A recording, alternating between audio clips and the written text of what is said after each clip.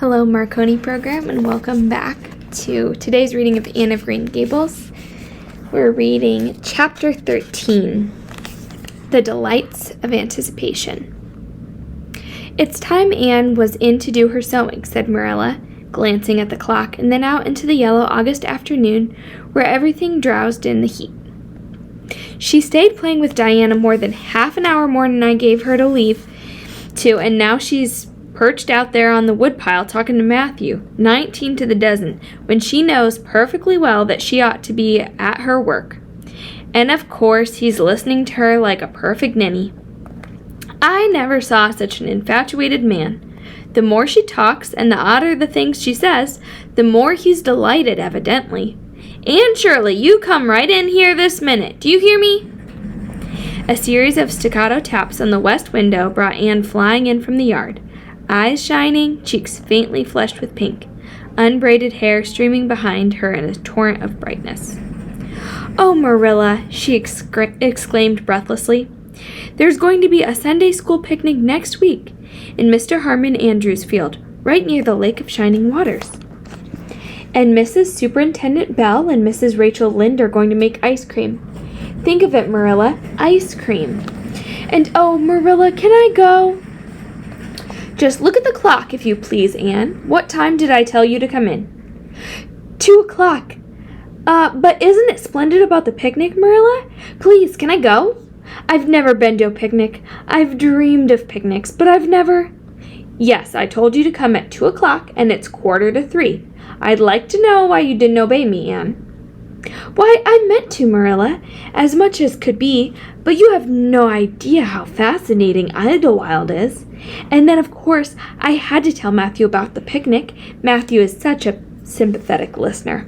Please, can I go?"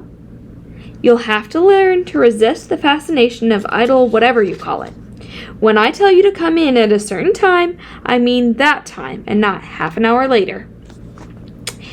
And needn't you stop to discourse with sympathetic listeners on your way, either. As for the picnic, of course you can go. You're a Sunday school scholar, and it's not likely I'd refuse to let you go when all the other little girls are going." But, faltered Anne, "Diana says that everybody must take a basket of things to eat. I can't cook, you know, Marilla, and I don't mind going to a picnic without puffed sleeves so much, but I'd feel terribly humiliated if I have to go without a basket. It's been preying on my mind ever since Diana told me." "Well, it needn't prey any longer. I'll bake you a basket." "Oh, you dear good Marilla. Oh, you are so kind to me. Oh, I'm much obliged to you." Getting through her O's, Anne cast herself into Marilla's arms and rapturously kissed her sallow cheek. It was the first time in her whole life that childish lips had voluntarily touched Marilla's face. Again, that sudden sensation of startling sweetness thrilled her. She was secretly vastly pleased at Anne's impulsive caress, which was probably the reason she said brusquely, There, never you mind your kissin' nonsense. I'd sooner see you doing strictly as you're told. As for cooking, I mean to begin giving you lessons in that some of these days. But you're so feather-brained, Anne. I've been waiting to see if you'd sober down a little and learn to be steady before I begin. You've got to keep your wits about you in cooking and not stop in the middle of things to let your thoughts rove all over creation. Now get out your patchwork and have your square done before tea time." "I do not like patchwork," said Anne dolefully, hunting out her work basket and sitting down before a little heap of red and white diamonds with a sigh. "I think some kinds of sewing would be nice, but there's no scope for the imagination in patchwork. It's just one little seam after another, and you never seem to be getting anywhere. But of course, I'd rather be at Green Gables sewing patchwork than Anne of any other place with nothing to do but play. I wish time went as quick sewing patches as it does when I'm playing with Diana, though." "Oh, we do have such elegant times, Marilla. I have to furnish most of the imagination, but I'm well able to do that.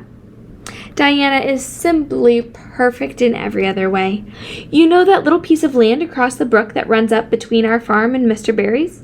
It belongs to Mr. William Bell. Right in the corner, there's a little ring of white birch trees. The most romantic spot, Marilla. Diana and I have our playhouse there. We called it Idlewild. Isn't that a poetical name? I assure you it took me some time to think it out. I stayed awake nearly a whole night before I invented it. Then, just as I was dropping off to sleep, it came like an inspiration. Diana was enraptured when she heard it. We must have got our house fixed up elegantly. You must come see it, Marilla, won't you? We've got great big stones covered with moss for seats, and boards from tree to tree for shelves, and we have all our dishes on them. Of course, they're all broken, but it's the easiest thing in the world to imagine that they are whole. There's a piece of a plate with a spray of red and yellow ivy on it that is especially beautiful. We keep it in the parlor and have the fairy glass there, too. The fairy glass is as lovely as a dream. Diana found it out in the woods behind their chicken house. It's all full of rainbows, just little young rainbows that haven't grown big yet. And Diana's mother told her it was broken off a hanging lamp they once had. But it's nicer to imagine that the fairies lost it one night when they had a ball, so we call it the fairy glass. Matthew is going to make us a table. Oh, we've named the little round pool over in Mr. Barry's field Willowmere. I got that name out of the book Diana lent me. It was a thrilling book, Marilla. The heroine had 5 lovers. I'd be satisfied with one, wouldn't you? She was very handsome, and she went through great tribulations. She could faint as easy as anything. I'd love to be able to faint as easy, wouldn't you, Marilla? It's so romantic. I'm really very healthy for all I'm so thin. I believe I'm getting fatter, though. Don't you think I am? I look at my elbows every morning when I get up to see if dimples are coming. Diana is having a new dress made with elbow sleeves. She is going to wear it at the picnic. Oh, I do hope it will be fine next Wednesday. I don't feel that I could endure the disappointment if anything happened to prevent me from getting to the picnic. I suppose I'd live through it, but I'm certain it would be a lifelong sorrow. It wouldn't matter if I got to 100 picnics in years after. They wouldn't make up for missing this one. They're going to have boats on the Lake of Shining Waters and ice cream, as I told you. I've never tasted ice cream. Diana tried to explain what it was like, but I guess ice cream is one of those things that are beyond imagination. And you have talked on for 10 minutes by the clock, said Marilla. Now, just for curiosity's sake, see if you can hold your tongue for the same length of time.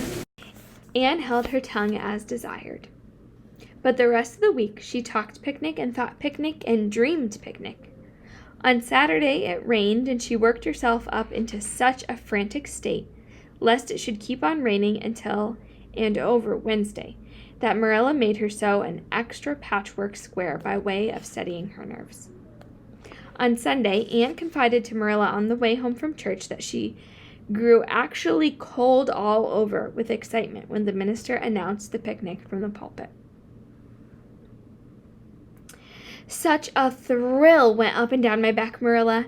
I don't think I'd ever really believed until then that there was honestly going to be a picnic. I couldn't help fearing I'd only imagined it.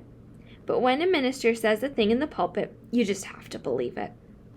You set your heart too much on things, Anne, said Marilla with a sigh.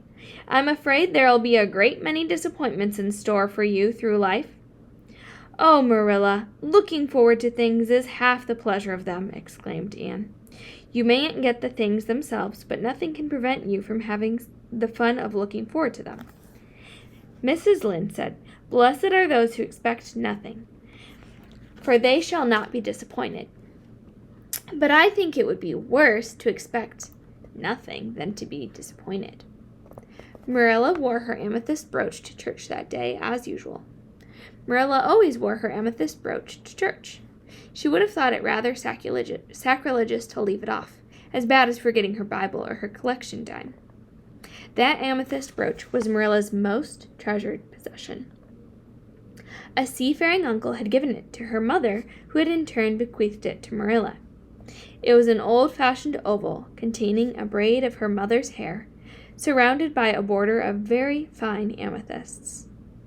Marilla knew too little about precious stones to realize how fine the amethysts actually were, but she thought them very beautiful and was always pleasantly conscious of their violet shimmer at her throat, above her good brown satin dress, even although she could not see it. Anne had been smitten with delighted admiration when she first saw that brooch. "Oh, Marilla, it's a perfectly elegant brooch. I don't know how you can pay attention to the sermon or the prayers when you have it on. I couldn't, I know. I think amethysts are just sweet. They're what I used to think diamonds were like. Long ago, before I had ever seen a diamond, I read about them, and I tried to imagine what they would be like. I thought they would be lovely, glimmering purple stones. When I saw a real diamond in a lady's ring one day, I was so disappointed I cried. Of course, it was very lovely, but it wasn't my idea of a diamond. Will you let me hold the brooch for 1 minute, Marilla? Do you think amethysts can be the souls of good violets?" That's the end of chapter 13. Join me next week as we read chapter 14 together. Have a great day.